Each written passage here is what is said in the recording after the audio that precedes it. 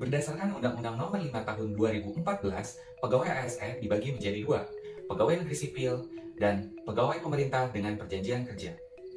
Fungsi dan tugas pegawai ASN adalah 1. Pelaksana kebijakan publik, 2. Pelayan publik, dan 3. Pererat dan pemersatu bangsa. Hak PNS dan P3K tertuang dalam pasal 21 dan 22 Undang-Undang Nomor 5 Tahun 2014. Kewajiban ASN setia dan taat, menjaga persatuan dan kesatuan bangsa, melaksanakan kebijakan, menunjukkan integritas, melaksanakan tugas dengan penuh rasa tanggung jawab, menyimpan rahasia, dan bersedia ditempatkan di seluruh wilayah Negara Kesatuan Republik Indonesia.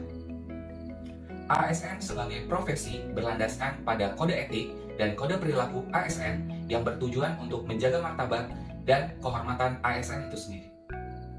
Sistem merit didefinisikan sebagai kebijakan dan manajemen ASN yang berdasarkan objektivitas seperti kualifikasi, kompetensi, dan kinerja yang dinilai secara adil dengan tanpa adanya diskriminasi.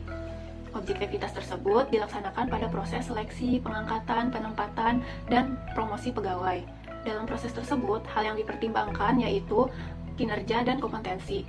Hal subjektif seperti koneksi dan hubungan politik tidak ikut dipertimbangkan dalam proses penilaian, sehingga penilaian kinerja bisa dilakukan secara adil.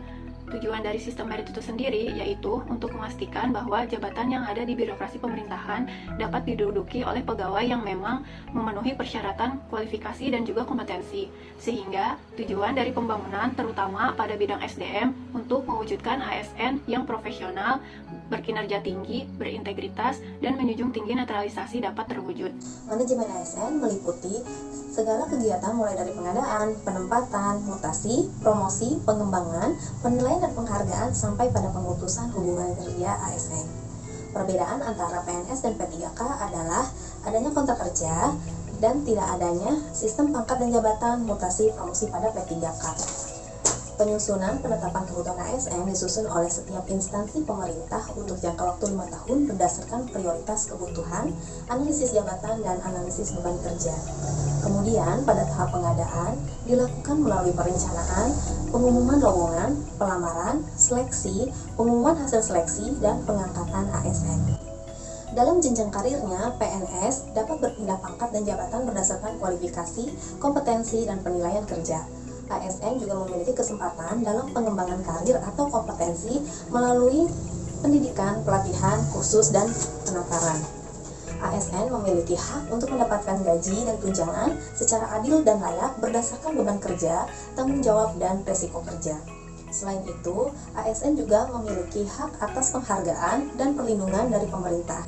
Selain hak tersebut, ASN memiliki kewajiban untuk mempertahankan kualitas kinerjanya.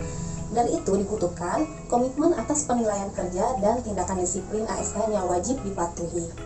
Pendisiplinan ini dapat berbentuk pemberhentian dengan hormat, pemberhentian tidak dengan hormat, dan pemberhentian sementara.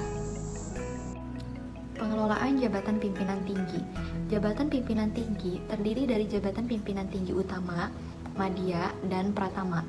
Pengisian jabatan pimpinan tinggi utama dan madya dilakukan pada tingkat nasional dan dapat berasal dari kalangan non-PNS. Sedangkan pimpinan jabatan tinggi pratama dilakukan pada tingkat nasional atau antar kabupaten kota dalam satu provinsi.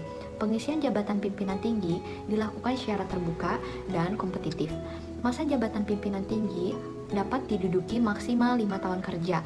Pejabat pembina kepegawaian dilarang mengganti pejabat pimpinan tinggi selama 2 tahun sejak pelantikan, terkecuali pejabat pimpinan tinggi itu sendiri telah melanggar ketentuan perundang-undangan. Selama masa jabatannya, pejabat pimpinan tinggi harus memenuhi kinerja yang telah diperjanjikannya. Sebagai aparatur sipil negara, kita mempunyai wadah organisasi yaitu Korps Profesi Pegawai ASN Republik Indonesia. Tujuannya adalah 1. Menjaga kode etik profesi dan standar pelayanan profesi ASN. 2. Menumbuhkan jiwa Korps ASN sebagai pemersatu bangsa. Apa itu sistem informasi ASN? Sistem informasi ASN adalah kumpulan informasi dan data mengenai pegawai ASN. Disusun secara sistematis, menyeluruh, dan terintegrasi dengan basis teknologi. Bagaimana kita menyelesaikan sengketa, misalnya pemberhentian sebagai PNS berdasarkan keputusan pejabat?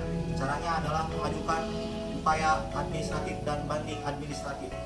Tata cara penyelesaiannya ada di Peraturan Pemerintah Nomor 79 Tahun 2021.